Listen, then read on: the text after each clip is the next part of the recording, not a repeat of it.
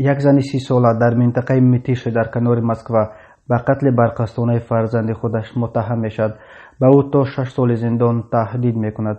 ریاست تفتیشات ولایت مسکو در اطلاع رسمی زن بازداشت شده را شهروند یکی از کشورهای همسایه نام برده است، ولی مطبوعات محلی با تکیه به منابع خود خبر دادند که این زن شهروند تاجیکستان سال تولدش 1990 می باشد. بنا به گزارش کامسомольская правда این زن ماه سپتامبر از تاجیکستان به روسیه آمده است تا که از علاقه بین‌نکاح حامله شدنش را از نزدیکان خود پنهان کند. این زن در خانه شناسایش در میتیش میز است. روز 28 نوامبر وقتی صاحبان خانه نبودند در حاجتخانه کودک را به دنیا آورده است.